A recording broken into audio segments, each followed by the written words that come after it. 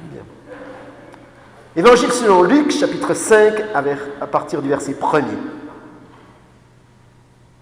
Comme Jésus se trouvait auprès du lac de Génézareth et que la foule se pressait autour de lui pour entendre la parole de Dieu, Jésus vit au bord du lac 2 barques, d'où les pêcheurs étaient descendus pour laver leurs filets. Il monta dans l'une de ces barques, qui était à Simon, et il le pria de s'éloigner un peu de terre. Puis, Jésus s'assit, et de la barque, il enseignait la foule. Lorsqu'il eut cessé de parler, Jésus dit à Simon, « Avance en pleine eau, et jetez vos filets pour pêcher. » Simon lui répondit, « Maître, nous avons travaillé toute la nuit sans rien prendre. Mais sur ta parole, je jetterai le filet. » L'ayant jeté, ils prirent une grande quantité de poissons et leur filet se rompait.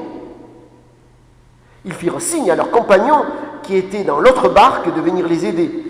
Ils vinrent et ils remplirent les 2 barques au point qu'elles enfonçaient. Quand il vit cela, Simon-Pierre tomba aux genoux de Jésus et dit, « Seigneur, retire-toi de moi, parce que je suis un homme pécheur. » L'épouvante l'avait saisi, lui et tous ceux qui étaient avec lui, à cause de la pêche qu'ils avaient faite. Il en était de même de Jacques et de Jean, fils de Zébédée, les associés de Simon. Alors Jésus dit à Simon, « Ne crains point, désormais tu seras pêcheur d'hommes. » Et ayant ramené les barques à terre, ils laissèrent tout et le suivirent. Jusqu'ici, notre lecture de la parole de Dieu.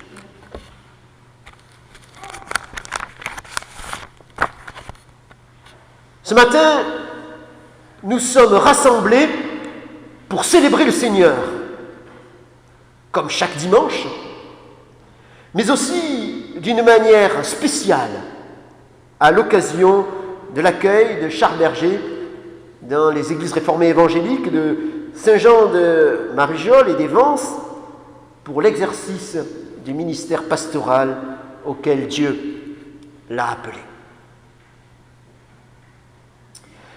Les églises de Saint-Jean et des Vences sont-elles dans la reconnaissance ou dans la crainte? Reconnaissance pour le pourvoi de leur poste pastoral, pour l'arrivée de Charles, de son épouse, de leur fille. Ou crainte du changement, crainte de s'être trompé dans le choix du pasteur à appeler, crainte du fait qu'il soit proposant. Je crois savoir que vous êtes dans la reconnaissance. L'UNEPREF, que Nathalie et moi-même représentons ce matin, partage votre reconnaissance. Mais qu'est-ce qui est à la source de notre reconnaissance pour la venue de Charles à Saint-Jean et aux Vences? Est-ce que nous sommes reconnaissants parce que Charles va nous faire progresser dans la foi et dans l'accomplissement du service auquel nous sommes appelés? Ou est-ce que nous sommes reconnaissants parce que nous avons trouvé quelqu'un qui, nous l'espérons, va faire à notre place ce que Dieu nous appelle à faire, de sorte que nous puissions nous installer confortablement en spectateurs de la vie de l'Église. À quoi Dieu nous a-t-il appelés? Chacun, tous ici. Nous a-t-il appelés à être spectateurs de la vie de l'Église ou acteurs? L'appel adressé à Pierre, appel à être pêcheur d'hommes, s'adresse-t-il encore à nous aujourd'hui? S'adresse-t-il uniquement à quelques personnes, comme Pierre, comme Charles peut-être? S'adresse-t-il aussi à chacun de nous?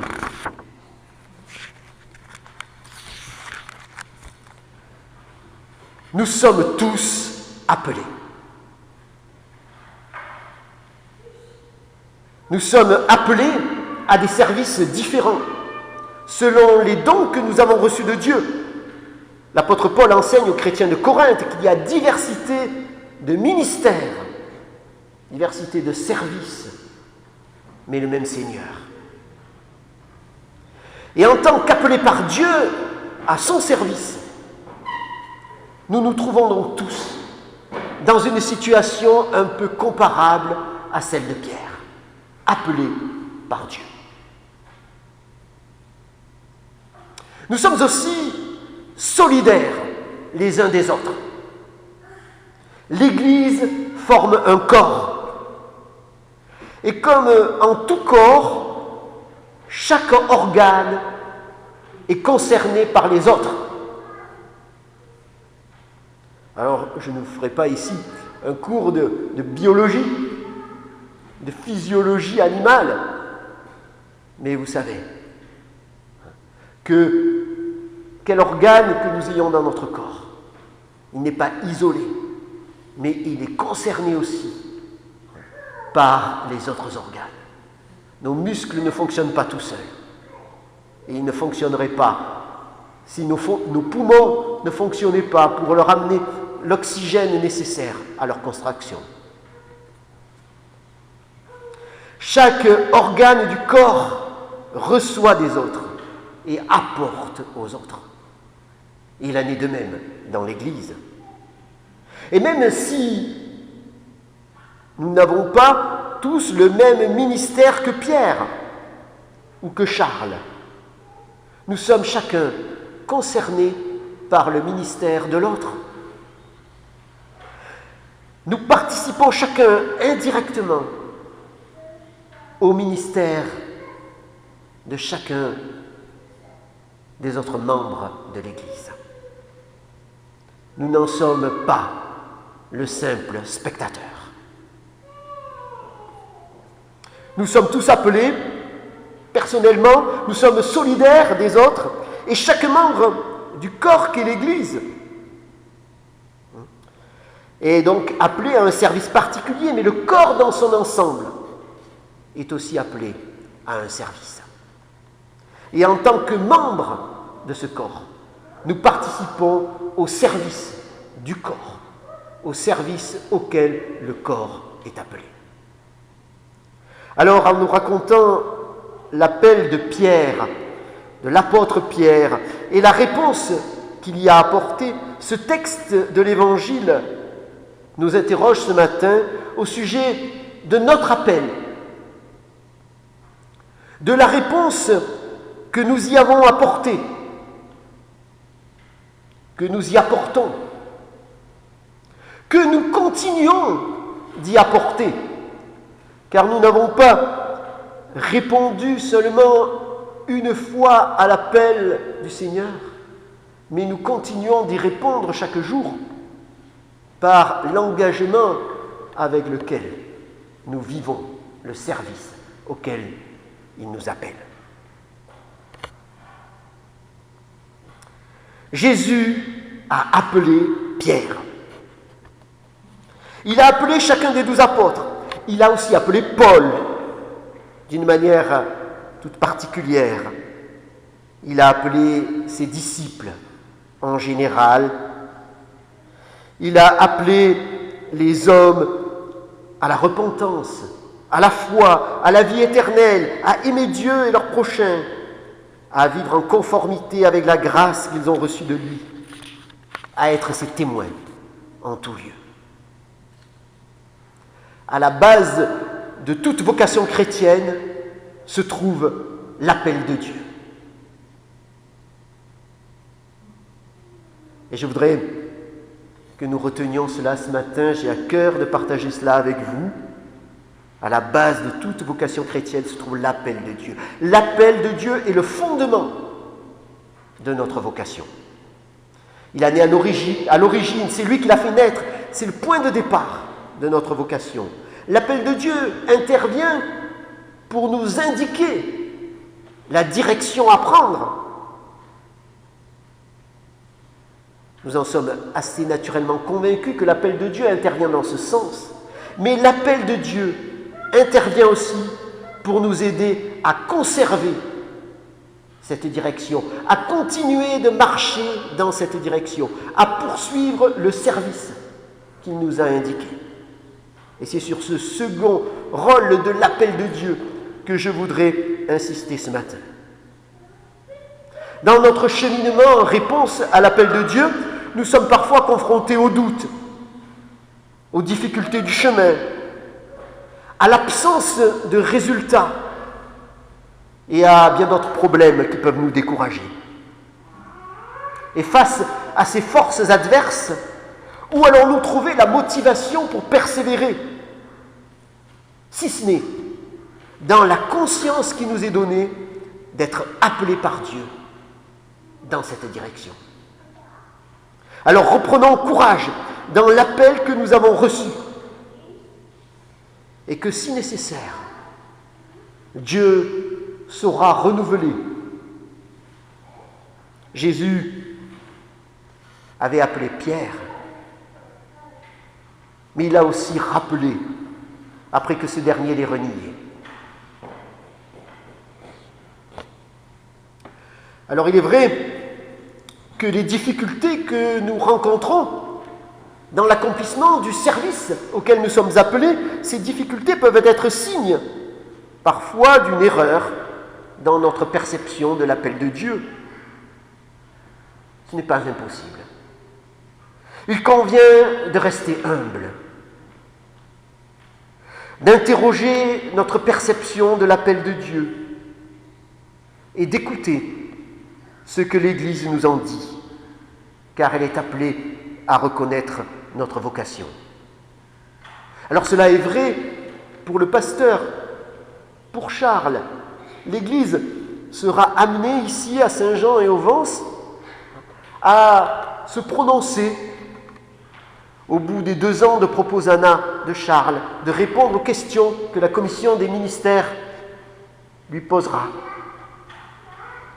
Mais il en est de même aussi pour chacun de nous, pour le service auquel nous sommes appelés.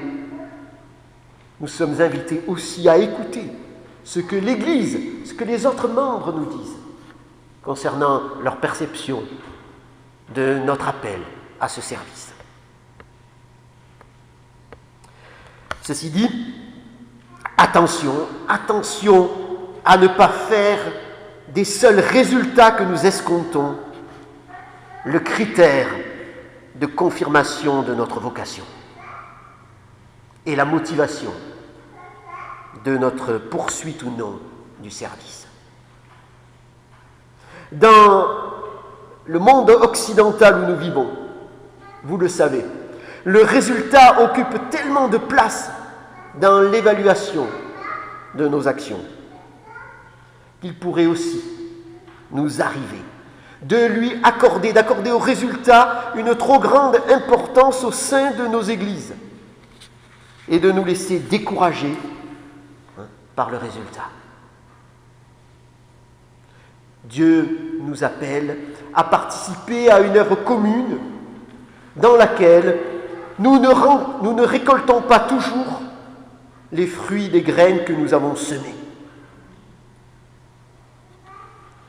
Mais quelles graines avons-nous semées?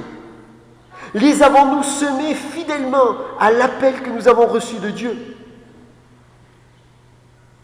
Pour évaluer l'exercice de notre ministère, ces questions sont peut-être là de meilleures questions à se poser que d'examiner les résultats. Questionnons notre fidélité et pas seulement les résultats que nous escomptions.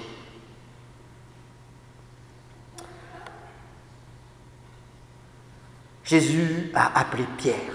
À la base de notre vocation, il y a l'appel de Dieu. Pierre a entendu l'appel de Jésus et il y a répondu. Comment y a-t-il répondu?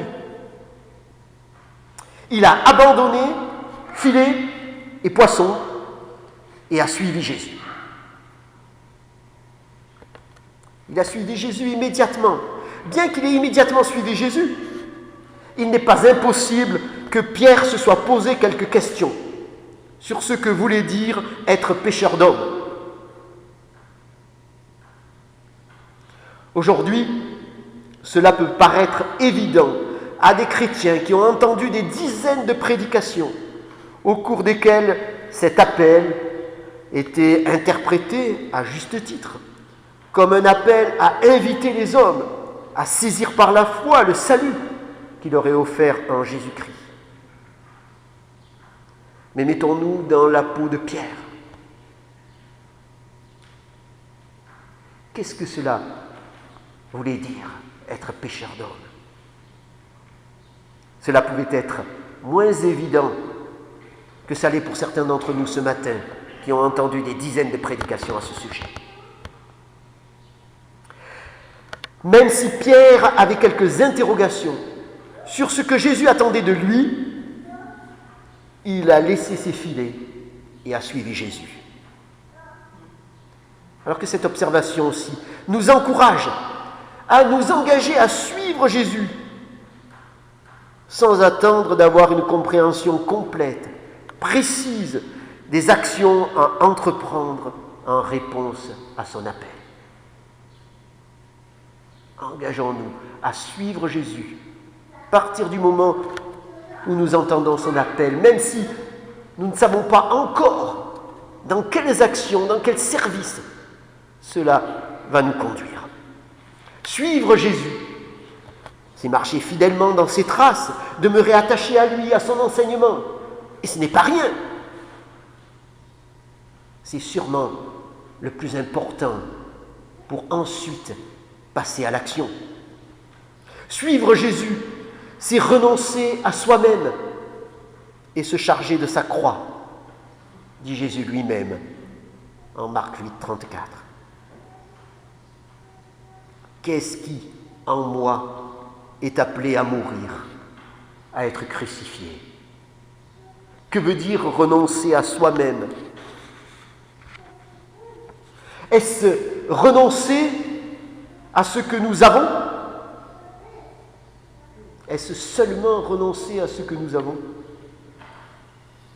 L'apôtre Paul enseigne que l'homme peut donner toutes ses richesses sans amour et que cela ne sert de rien.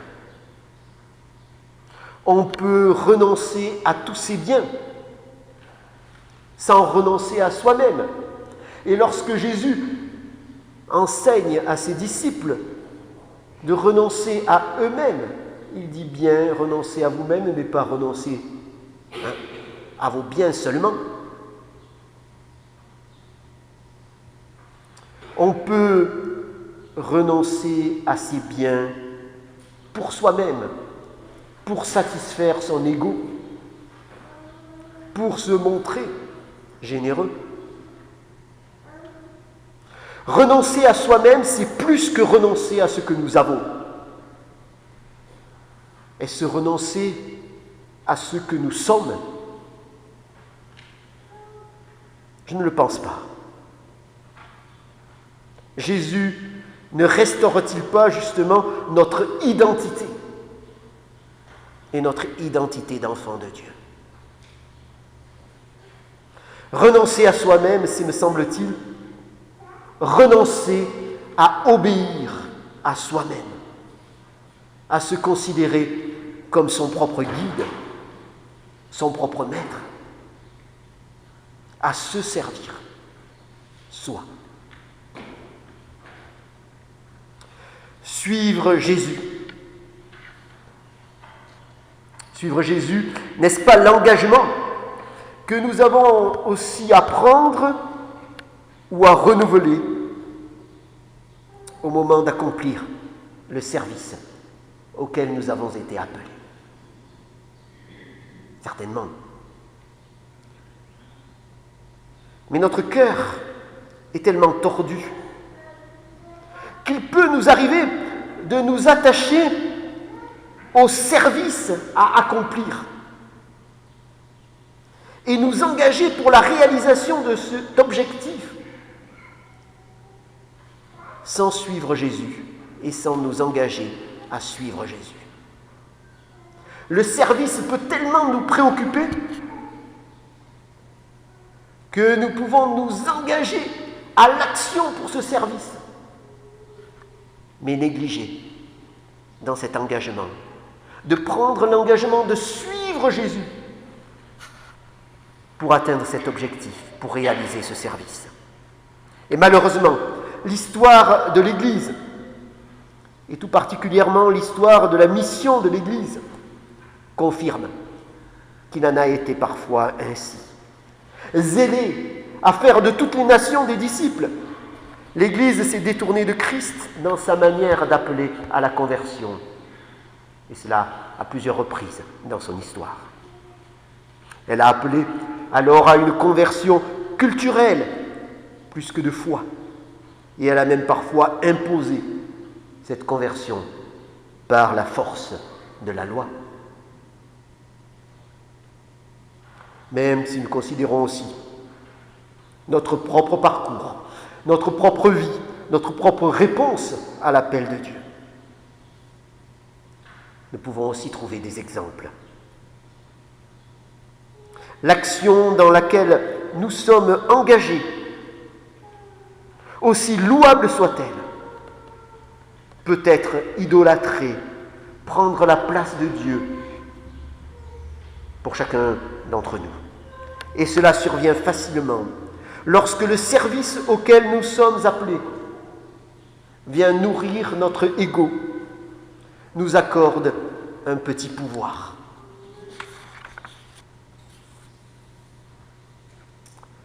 Alors, simplement aussi, de cette lecture de l'Évangile, de la réponse de Pierre, je retiens l'importance d'apporter nous aussi comme réponse à l'appel que Dieu nous adresse, d'apporter comme réponse un engagement à suivre Jésus avant un engagement à accomplir telle ou telle action.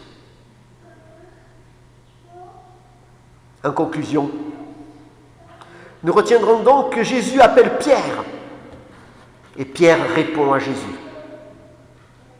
Pierre suit Jésus qui marche devant. Mais attention, Dieu n'est pas d'un côté et Pierre de l'autre.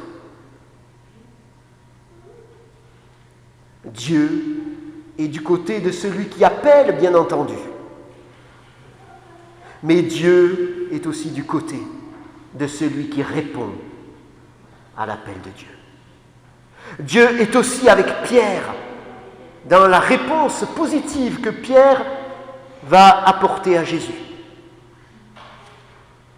Dieu ne laisse pas Pierre exercer sa vocation tout seul.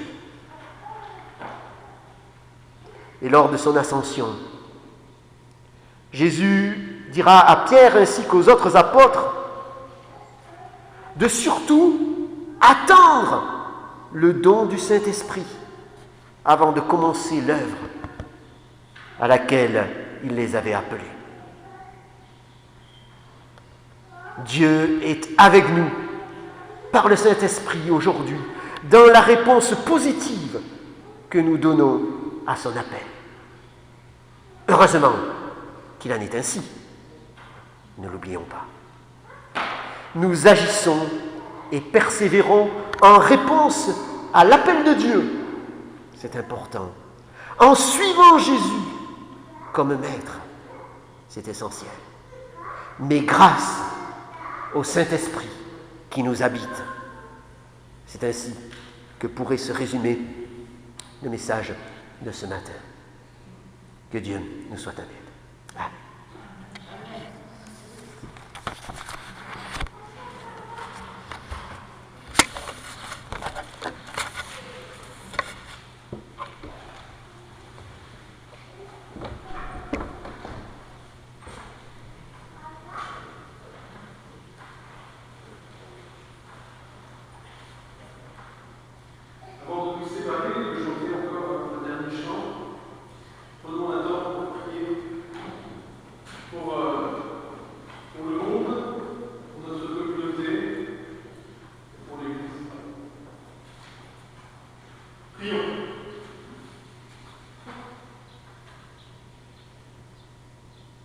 Seigneur notre Dieu, nous ne savons pas quoi te demander. Et tu as promis que ton esprit nous viendrait en aide. Car nous nous adressons à toi avec confiance. Seigneur, nous te prions pour que tu gardes ton Église.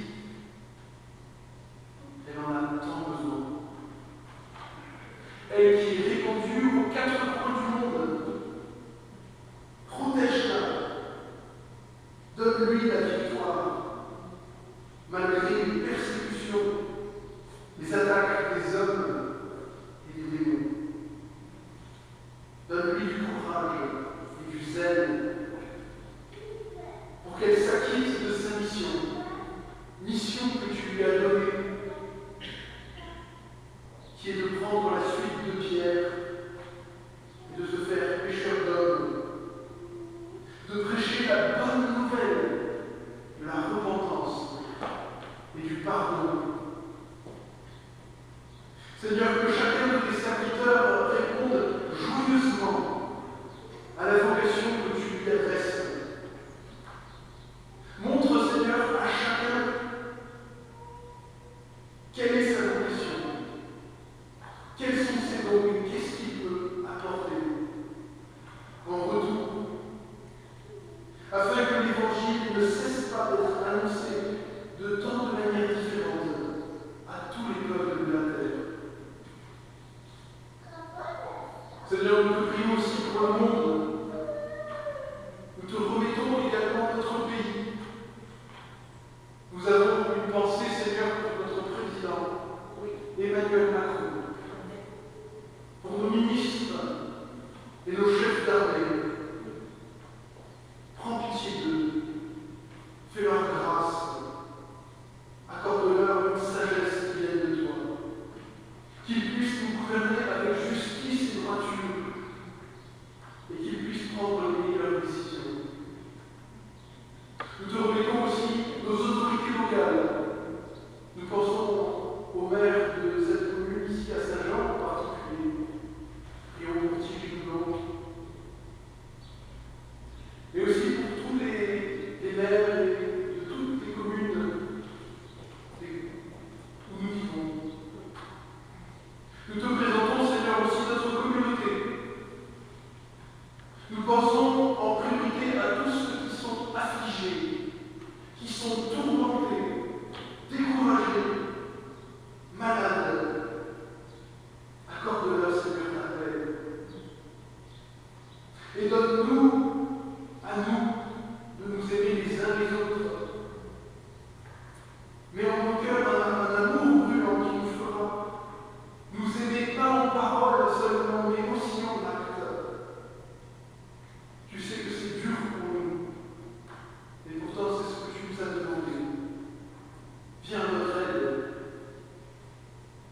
Enfin, Seigneur, nous te demandons ce que nous désirons par-dessus tout. La communion parfaite à ton esprit, à la mort et à la vie de ton Fils Jésus-Christ, et à ta présence, toi, Dieu notre Père, toi qui es béni pour les siècles des siècles. Amen. Et je vous invite maintenant à vous lever pour recevoir l'exhortation et la bénédiction. Les mots de l'apôtre Paul,